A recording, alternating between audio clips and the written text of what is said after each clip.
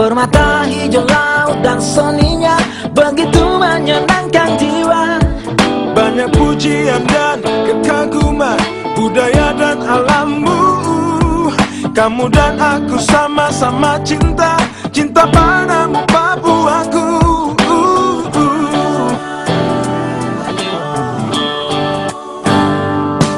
Tiada yang lebih membanggakan jiwa, hanyalah Papuaku. Senyuman tulus dan penuh cinta, sungguh menyentuh sanubari. Oh, banyak pujian dan kekaguman, hanyalah untuk Papuaku. Kita Cinta Papua, tanah Papua. harumkan Indonesia dari sini. Satukan tujuan dalam cinta. Sekarang injak korang para bongko para rurtama ko baus ko swarja ye ko imbo ko Besi seye awer star Korea adu mama awer Korea kam enona selama sibe ninya koba kobao suku banine sube nana mansen ifritu injam korang ako syum ko sandikio mana-mana si sandiko mana-mana som yang godo yo suku te di Papua sube pilkaku swanine coba menjaga yang sudah semestinya dijaga. Papuaku tercinta, biarkan alamnya terus indah. Satukan tujuan, menjaga yang kita punya. Papua aku, Papua kamu.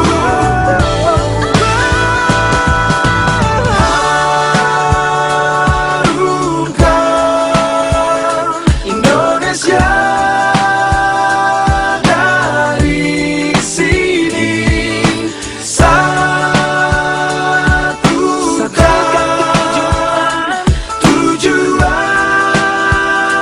dalam cinta. Harumkan Indonesia dari sini. Satukan tujuan dalam cinta.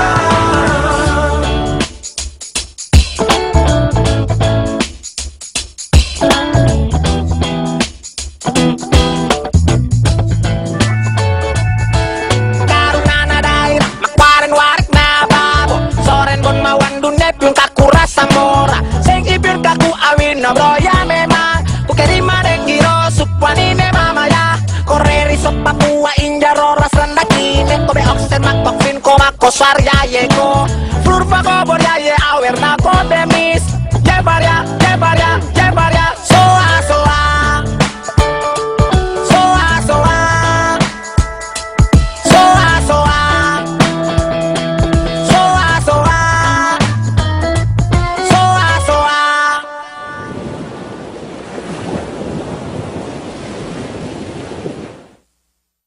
Jadi itu pesan dari Papua.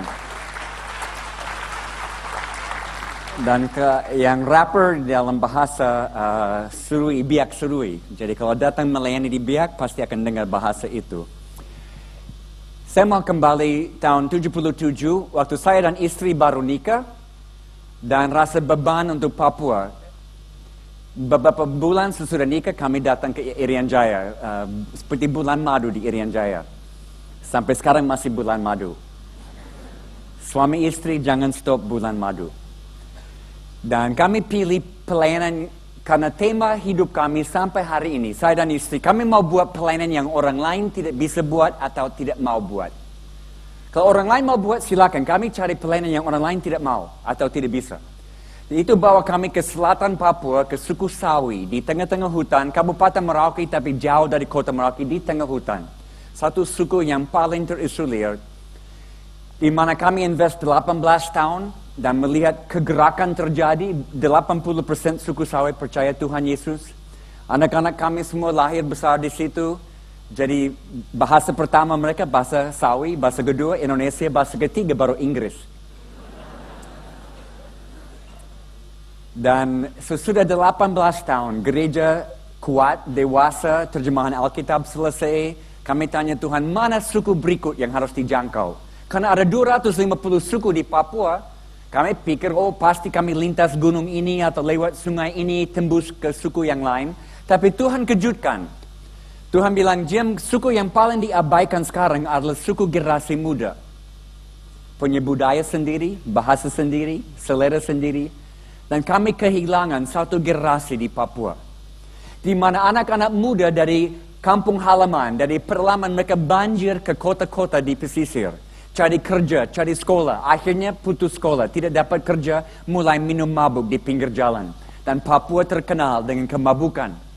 Tapi bukan hanya itu saja, semua narkoba dunia modern ada di Papua sekarang. Tapi bukan hanya itu saja, seks bebas, industri seks. Karena ekonomi booming di sana, juga industri seks booming. Dan AIDS paling tinggi di seluruh Indonesia ada di Papua. 44% semua kasus AIDS di Indonesia ada di Papua. Kami kubur 1 orang per bulan dari jemaat kami, korban AIDS. Pemerintah sudah klasifikasi Papua wabah. Satu kota di pedalaman Wamena, ada dokter yang teman saya, dia baru bilang, Jim, 40% penduduk Wamena terinfeksi HIV sekarang. Ini seperti Afrika datang ke Indonesia. Jadi kami datang ke kota Jayapura Sentani 18 tahun yang lalu untuk buat gereja, sekali lagi, yang tidak dibuat oleh orang lain. Fokus dengan anak-anak bermasalah. Banyak gereja tahu caranya melayani anak-anak yang baik. Tapi tidak tahu caranya melayani anak-anak yang broken. Dan saudara, kebanyakan anak muda zaman ini adalah anak-anak yang punya banyak problem. Banyak masalah hidup. Karena banyak dari keluarga yang berantakan. Dan mereka tidak punya teladan yang baik.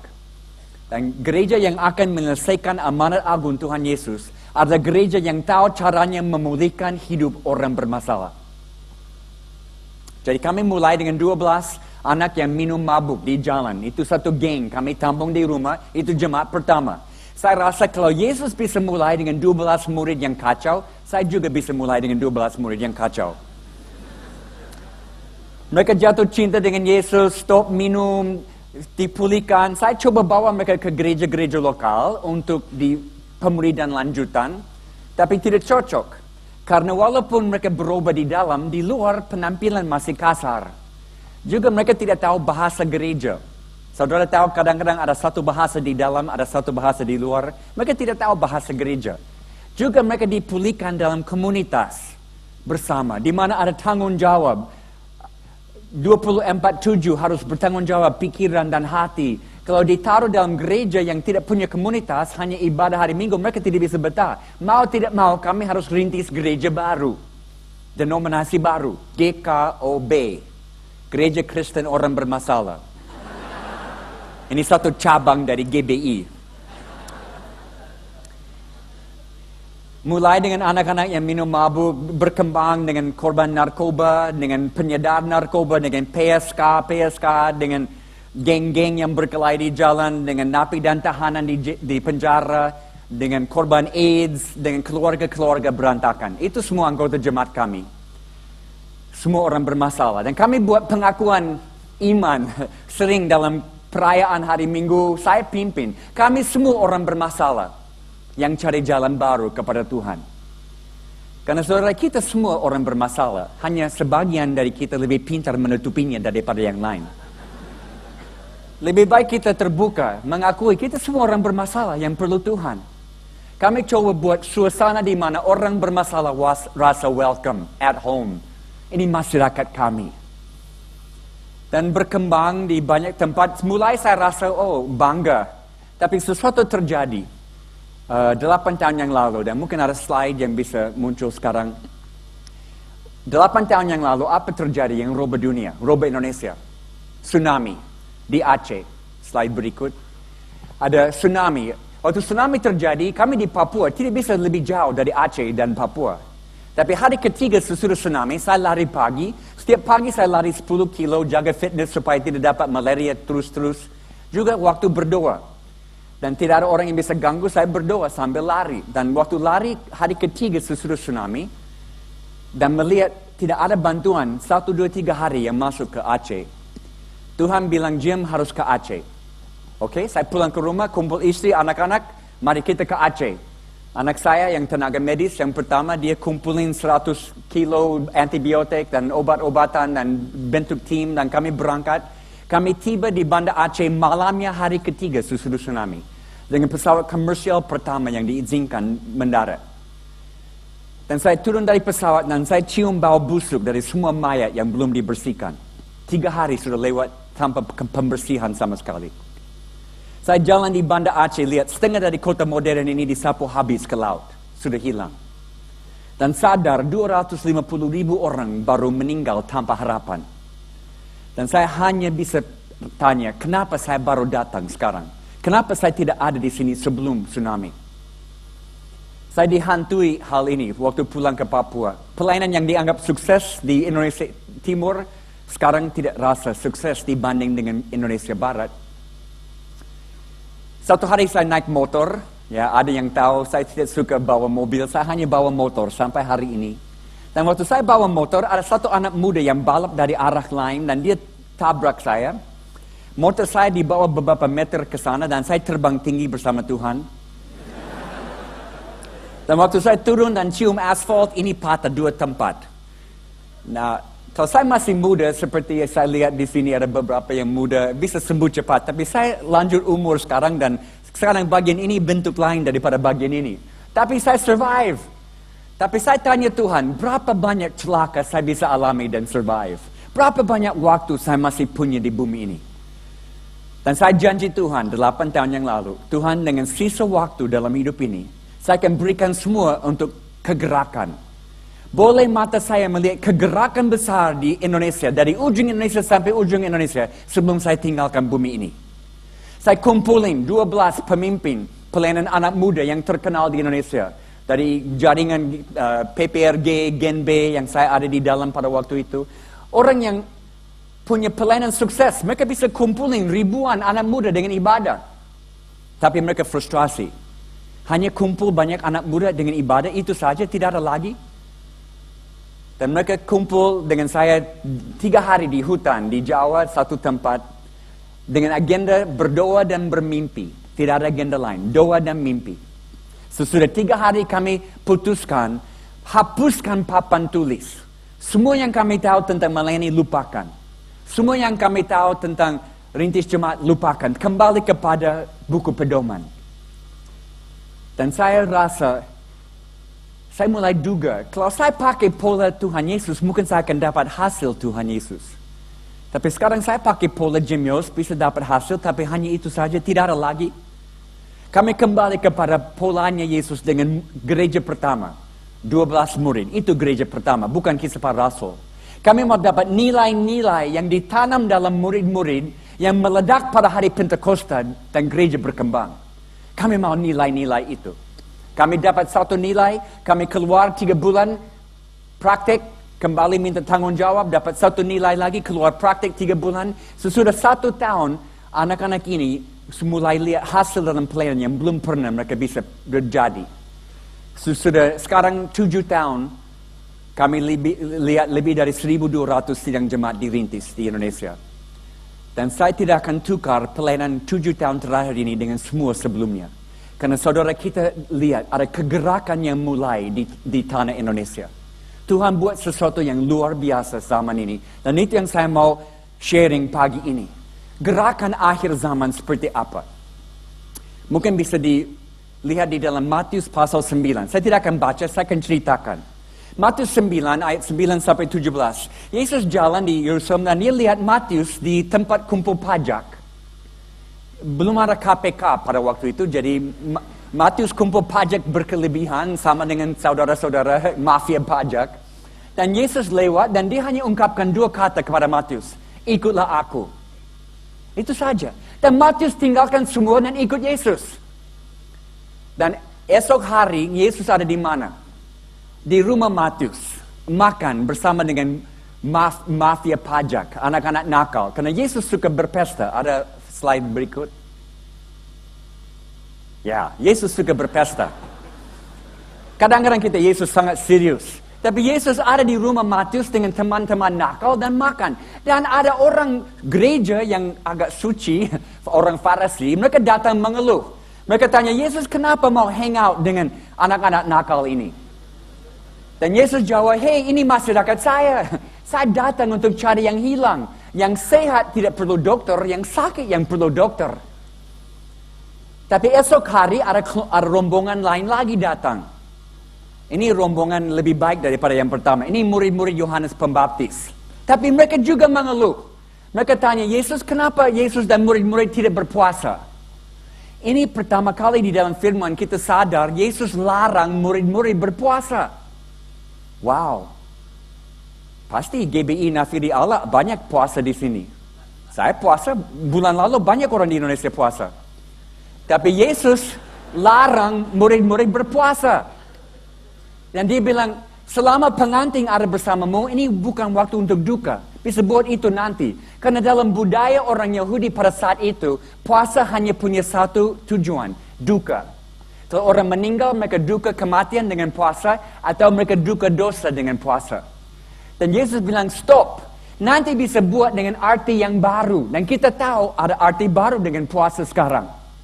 Tapi harus stop yang lama untuk terima yang baru. Bukan transisi. Stop yang lama untuk terima yang baru. Dan dia menjelaskan lebih lagi, kalau ada kantong kulit anggur, dan ada anggur baru, tidak boleh isi di dalam kantong kulit lama akan pecah. Harus ada kirbat baru. Dan saudara, konteks itu anggur bukan Roh Kudus. Anggur adalah penginjilan karena konteks Matius yang ikut Yesus. Yesus bermaksud penginjilan tidak bisa diisi dalam kantong kulit yang lama. Akan ada kantong-kantong kulit yang baru. Dan itu yang terjadi sekarang ini. Zaman ini, zaman penginjilan akhir. Di mana kita bisa lihat dalam generasi ini, Yesus datang kembali. Setiap bangsa, setiap suku, setiap bahasa bisa dijangkau. Bisa dengar kabar baik. Tapi harus ada banyak kantong-kantong kulit baru. Dan Tuhan berikan itu kepada gereja. Kalau kita buka mata melihatnya. Ada slide berikut. Ini tahun lalu ada Olimpik di London. Dan yang saya paling suka di Olimpik adalah lomba loncat. Di mana orang lari kencang dan dia lompat ke atas besi beton. Kalau dia lewatin, dinaikkan lagi sampai tinggal satu orang yang bisa lewat di atas. Ini gambaran saudara yang kita sudah buat di dalam gereja. Kita sudah buat pelayanan lebih rapi, standar lebih tinggi, lebih bersyarat. Sampai hanya orang profesional, pelayan profesional yang bisa lewat di atas. Ini waktunya kita turunkan besi beton supaya semua orang bisa masuk dalam penginjilan akhir zaman. Semua bisa melayani Tuhan. Dan ini yang terjadi di kegerakan-kegerakan yang dilihat di dunia sekarang. Ada slide berikut. Saya ada dengan orang-orang di seluruh dunia. Kami kumpul setiap tahun. Dari Afrika, dari China, dari India. Dan ada 120 kegerakan yang terdaftar di dunia sekarang. 35 di China, 35 di India, 30 di Afrika Barat, 30 di Afrika Timur. Dan saya percaya satu akan dicatat di Indonesia tahun ini. Apa kegerakan? Apa definisi kegerakan? Bukan kumpulin ribuan orang di stadium.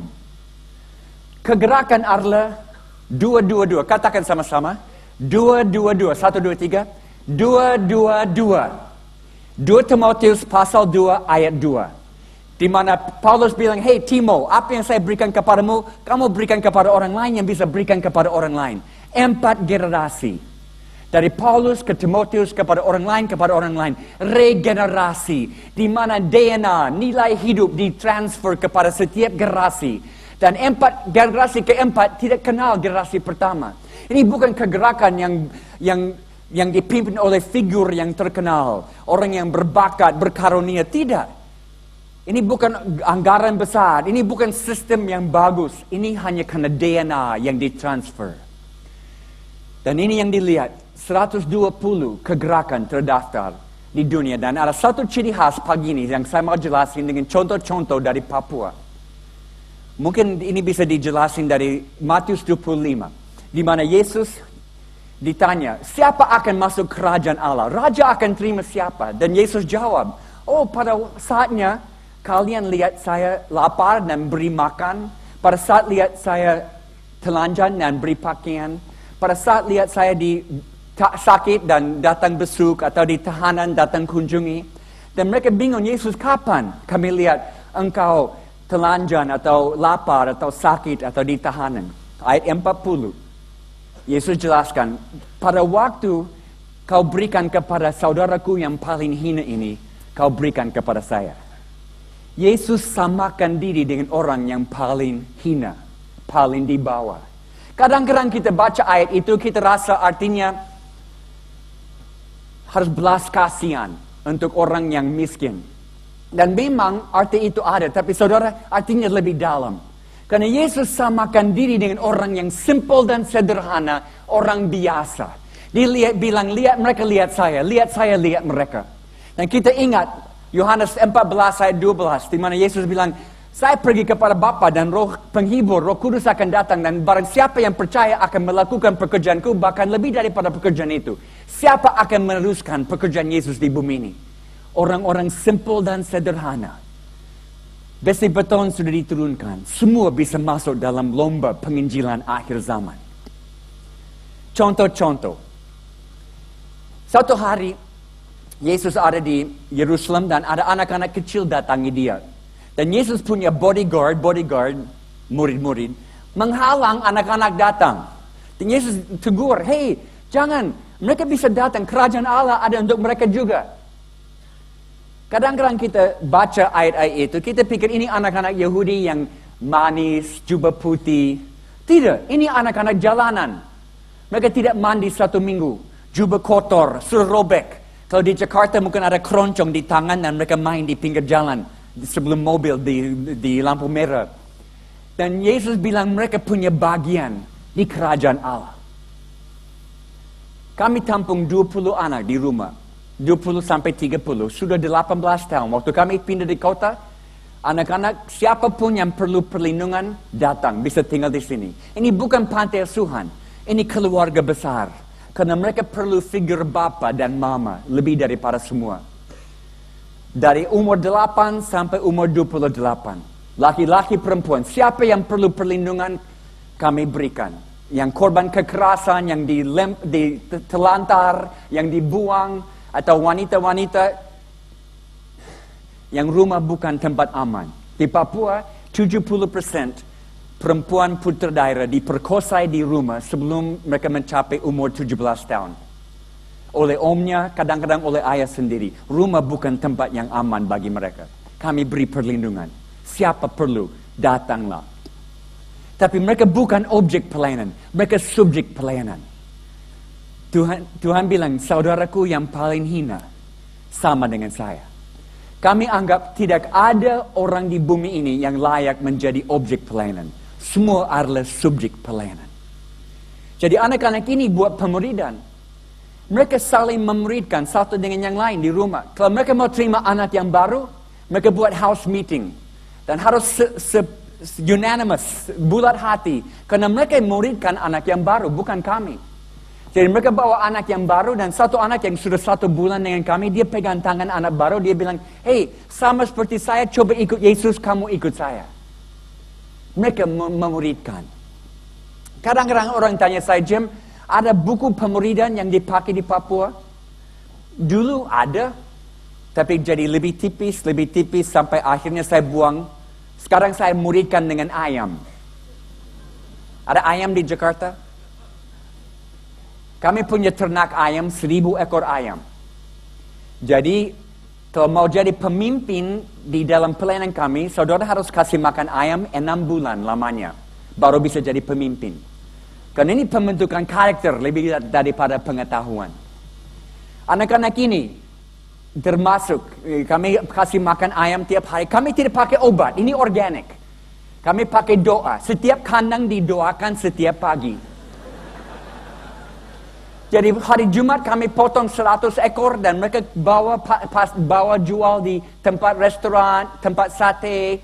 Dan mereka bawa ayam dan Mereka bilang, daging ayam ini rasanya lain daripada daging ayam yang lain. Tidak ada obat di dalam, ada doa di dalam. Ayam ini akan bawa berkah kepada keluargamu. Dan banyak orang beli ayam mas ini, dan mereka kembali dapat lagi dengan kesaksian hidup yang dipulihkan dari anak-anak ini. Karena mereka pelayan Tuhan. Bukan objek, mereka subjek pelayanan. Banyak anak-anak dari geng yang datang ke kami lindungi mereka. Mereka mau keluar dari geng. Kami latih mereka sebagai satpam, security. Sekarang kami punya business security terbesar di kota kami. Di airport, di sekolah-sekolah, di business-business, semua anak-anak kami. Tempat yang dulu mereka bongkar dan curi, mereka jaga sekarang.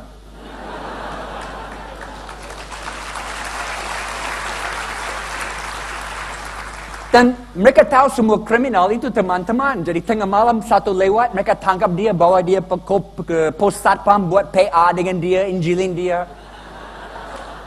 Sepanjang hari orang masuk keluar, doa syafaat di atas semua. Mereka pelayan Tuhan. Why not? Tuhan pakai anak-anak jalanan dalam penginjilan akhir zaman. Ada lagi, Yohanes 4. Yesus lewat Sikar di Samaria dan ada satu perempuan timba air di sumur Yakub siang hari karena dia tidak bisa dengan ibu-ibu yang lain karena dia sedikit disingkirkan karena dia wanita pelacur. Yesus buka semua rahasia hidup dia. Dia lari kembali ke kampung dan bawa seluruh kampung ketemu Yesus. Yesus tinggal 2 hari lagi di situ dan satu kampung datang kepada Yesus karena wanita pelacur. Saya percaya kalau bisa jadi 2000 tahun yang lalu masih bisa jadi sekarang ini. Papua booming dengan industri seks. Karena Otsus, infrastruktur dibangun, ekonomi booming, industri seks booming. Di 15 menit dari rumah kami ada satu kota pelacuran. 400 pelacur. Semua dibawa dari Surabaya, dari Jalan Doli di Surabaya.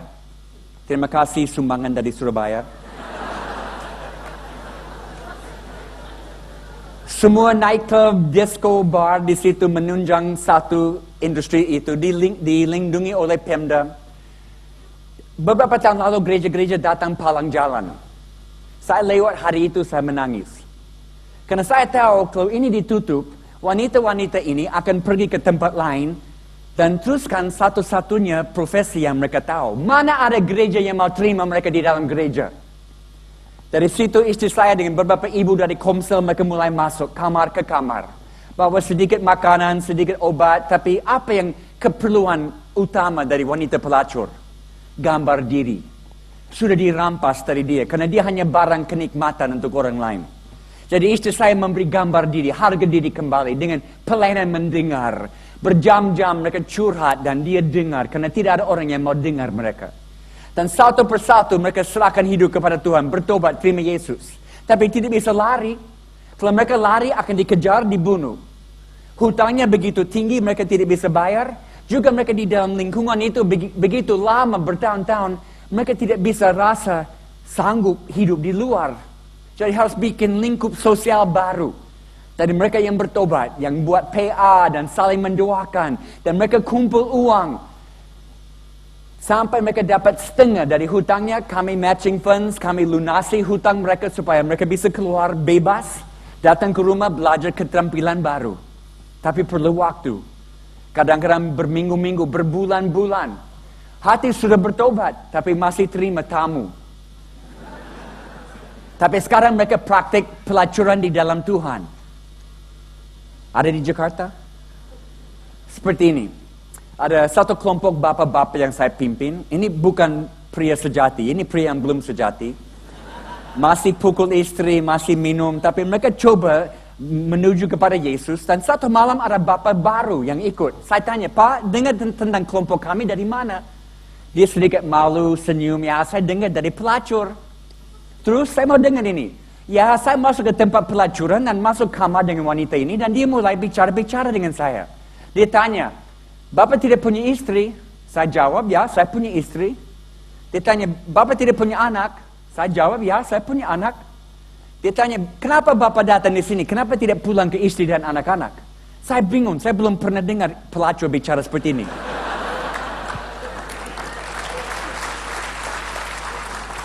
Saya tanya dia, siapa alatih kamu untuk bicara seperti ini? Oh, istri Jim Yost. Dia latih kami isi setengah jam dengan bicara-bicara. Tidak harus lakukan seks, tapi tetap harus dibayar. Itu pelacuran di dalam Tuhan. Dan malam itu Bapak itu terima Yesus. Pelacur yang bawa dia kepada Tuhan. Why not? Kenapa tidak? Semua bisa dipakai Tuhan. Satu hari Yesus datang dari Danau Galilea. Di daerah Gerasa. Ada satu orang yang kerasukan banyak setan. Bertahun-tahun dia di tempat kuburan, lari-lari, gosok diri dengan alat tajam, telanjang. Dia lihat Yesus, dia datangi Yesus, dan Yesus usir semua roh jahat keluar dari dia. Pikiran lurus langsung, sembuh. Dan dia bilang, Yesus, saya mau gabung dengan tim sukses Yesus. Tapi Yesus tidak setuju. Dia bilang, pulang ke rumah, pulang ke kampung. Aduh, Yesus tidak tahu pola pemuridan. Pasti dia harus dibawa ke gereja. Dia harus bawa ke dalam jemaat murid-murid. Kalau dia pulang ke kampung harus lewat tempat kuburan itu, pasti banyak roh jahat akan masuk dia dalam perjalanan pulang. Jangan suruh dia pulang. Tapi dia pulang. Dan kali berikut kita baca tentang daerah ini di dalam Alkitab. Namanya Decapolis, 10 kota. Daerah itu full dengan gereja. Siapa yang rintis jemaat-jemaat ini? Orang gila ini. Bayangkan dia pulang ke kampung dengan berpakaian dan pikiran lurus. Dan orang lihat dia dan mereka tanya, apa yang terjadi dengan kau? Dan dia jelaskan, Yesus menyembuhkan saya. Dan dia jadi perintis jemaat. Kuasa dari kesaksian pemulihan hidup. Satu murid saya namanya Demi. Dia satu pemimpin dalam pelayanan kami. Dulu Demi dari keluarga TNI, bapaknya tentara.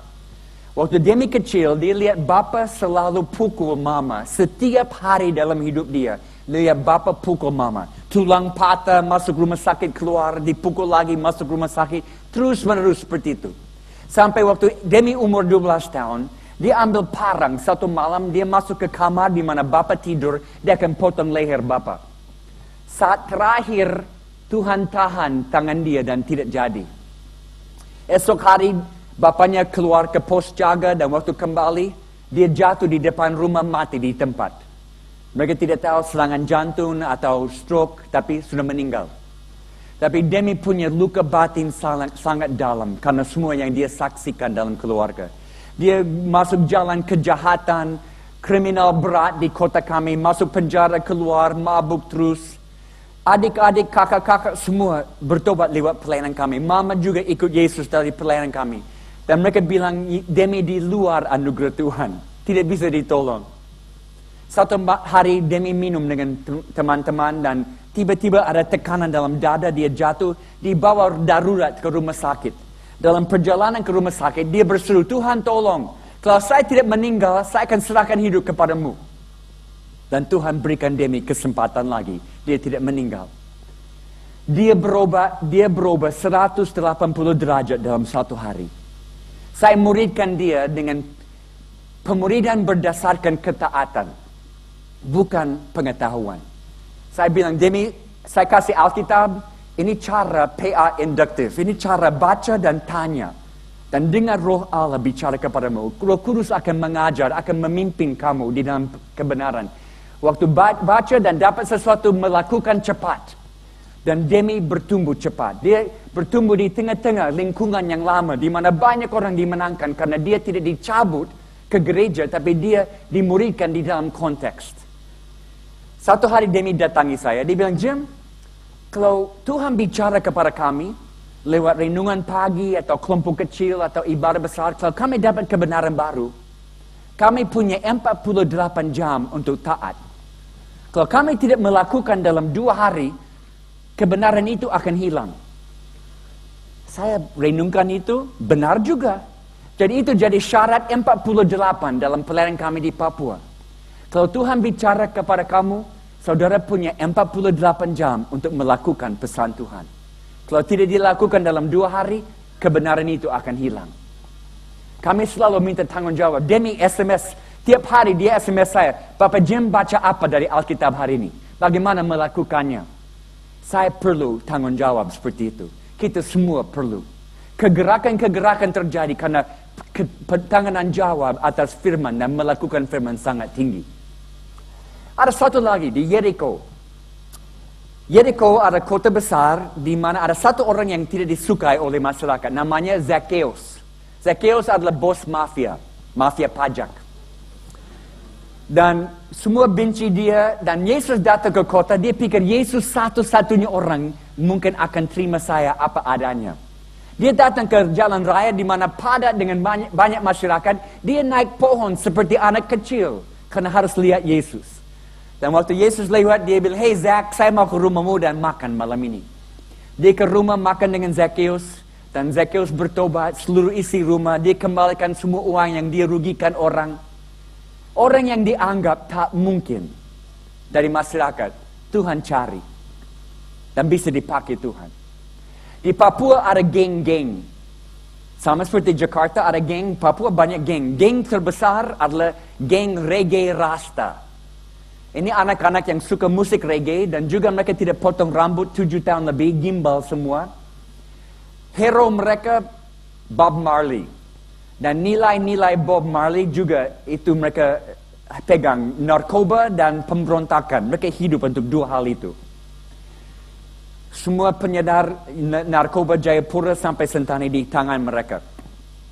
Mereka tidak masuk gereja. Kalau mereka masuk gereja, semua orang gereja akan lari keluar takut. Mau tidak mau harus bikin gereja untuk mereka. Caranya apa? Saya pikir-pikir, oke, mereka suka musik, saya akan sponsor festival musik. 2 hari, ribuan anak muda. Ini bukan Kristen, ini sekular. Dengan 10.000 anak muda, dengan 35 grup band, non-Kristen semua, yang pengaruhi budaya anak muda dengan musiknya. Saya mau lihat apakah saya bisa menangkan grup band kepada Yesus dan semua fans akan datang menjadi gereja. Dan berhasil dengan 2. Tapi di situ saya ketemu anak-anak reggae Rasta ini. Saya tanya, apa ada di antara kalian yang mau belajar Alkitab dengan saya? Ada 10 yang mau. Kenapa mereka mau belajar Alkitab? Karena mereka anak-anak tanpa bapa. Mereka sudah di jalan bertahun-tahun, tidak ada figur bapa dalam hidup mereka. Jadi saya jadi bapa bagi mereka.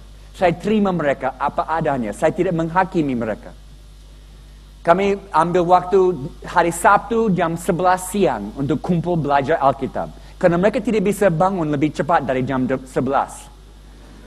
Jumat malam mereka mabuk berat, saya harus tunggu mereka bangun hari Sabtu. Saya bilang, saya tidak peduli dengan apa yang kamu buat hari Jumat. Kalau mau bangun dan belajar Alkitab serius dengan saya akan datang. Sesudah beberapa minggu ada 2, terima Yesus, dibaptis.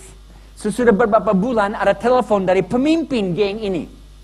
Geng ini 700 anggota geng dan pemimpinnya telepon saya. Dia bilang, "Jim, kami akan buat rapat pemimpin, kami undang Pak Jim ikut." Oke? Saya datang, ada 20 pemimpin geng ini.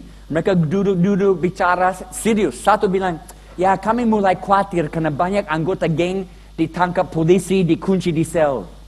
Ada satu lagi, "Ya mungkin kami perlu tujuan hidup yang baru." Ada satu lagi, "Ya kami minta Pak Jim datang hari ini karena kami mau tanya, apa Bapak Jim bisa jadi penasihat rohani kami?"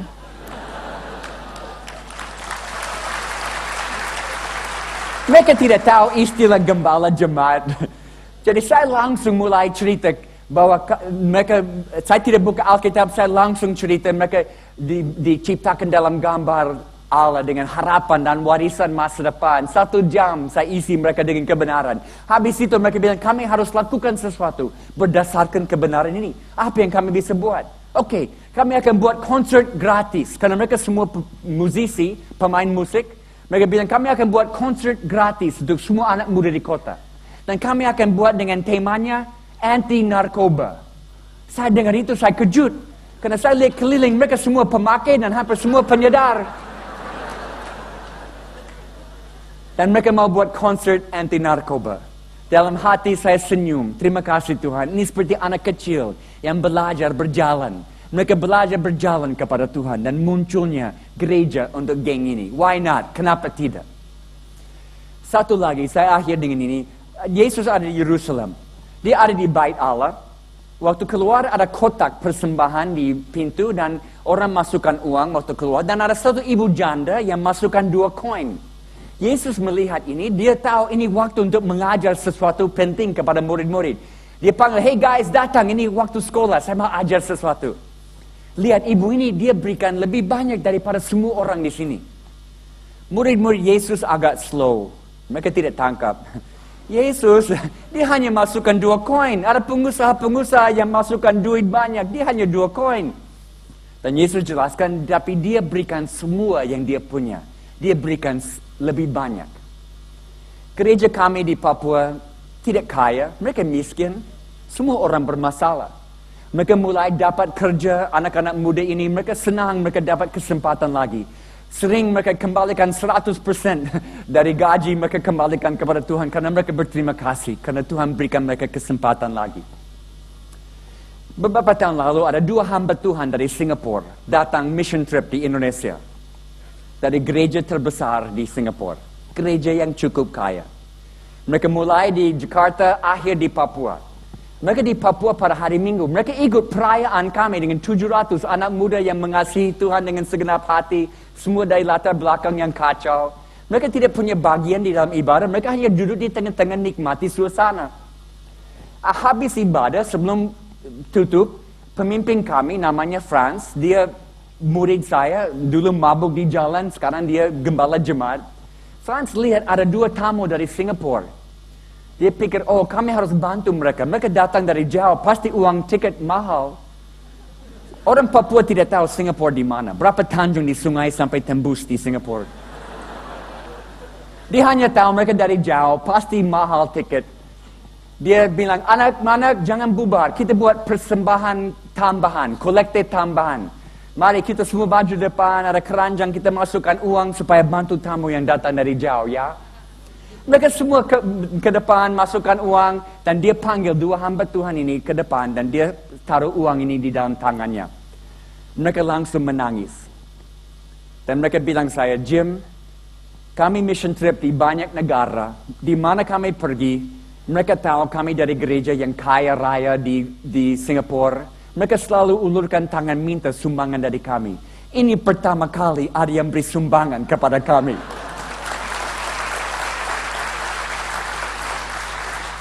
Dan saya jawab mereka, saya bilang, itu karena anak-anak kami tidak tahu mereka miskin.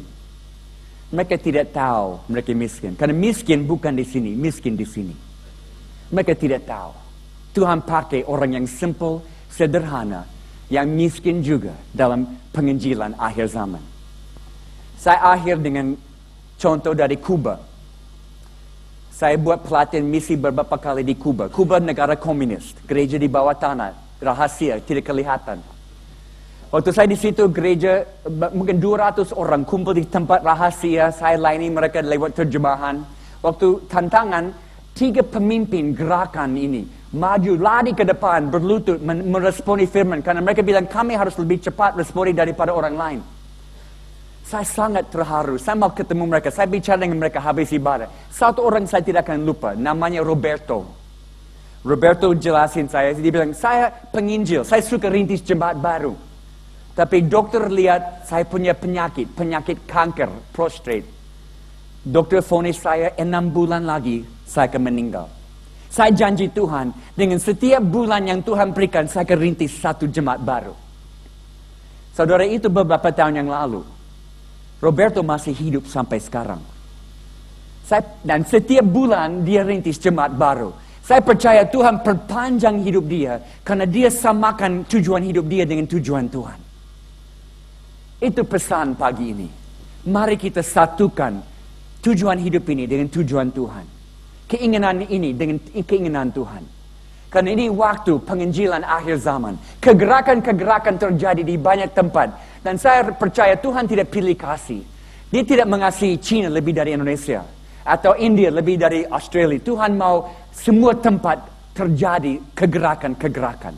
Mari kita masuk ke dalam. Semua orang bisa dipakai Tuhan sekarang ini. Mari kita berdoa.